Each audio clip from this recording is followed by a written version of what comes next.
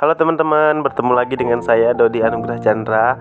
Pada video kali ini saya akan membahas tentang buku besar. Pengertian buku besar atau general ledger adalah kumpulan akun yang digunakan untuk merangkum transaksi yang telah tercatat dalam jurnal. Jadi setelah para akuntan membuat jurnal perusahaan, biasanya mereka akan berlanjut pada penyusunan buku besar. Buku besar berperan penting bagi sebuah perusahaan. Buku besar meringkas semua data transaksi yang sudah tertulis dalam jurnal umum. Seorang akuntan juga biasanya mengklasifikasi data keuangan dari yang jumlahnya paling besar hingga paling kecil di buku besar ini.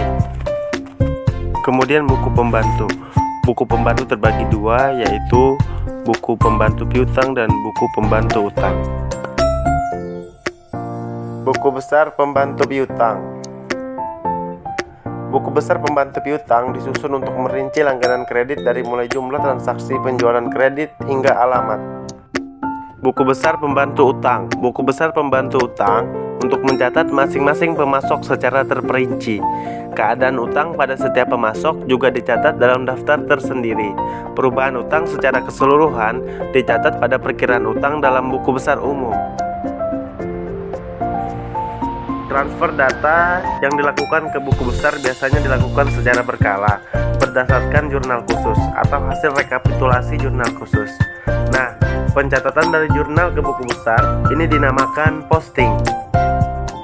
Dalam prosedur posting, yang pertama adalah memindahkan jumlah dalam kolom debit jurnal ke dalam sisi debit rekening dan memindahkan jumlah dalam kolom kredit jurnal ke dalam kolom kredit rekening. Kemudian nama rekening yang diposting di buku besar harus sama dengan dalam jurnal. Kemudian urutan memindahkan rekening buku besar harus sejalan dengan urutan pendebitan dan pengkreditan dari jurnal. Contohnya sebagai berikut.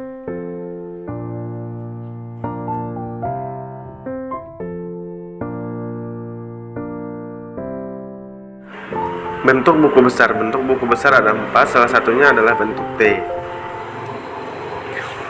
Buku besar bentuk T merupakan buku besar paling umum yang sederhana, yaitu berbentuk seperti huruf T besar. Pada kolom sebelah kiri diisi dengan debit dan kolom sebelah kanan diisi dengan kredit. Nama akun diletakkan di sisi kiri atas dan nama kode akun diletakkan di sisi kanan atas. Berikut ini adalah contohnya.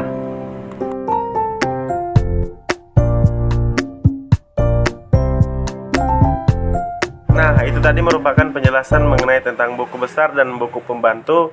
Semoga bermanfaat dan sampai bertemu di video-video selanjutnya.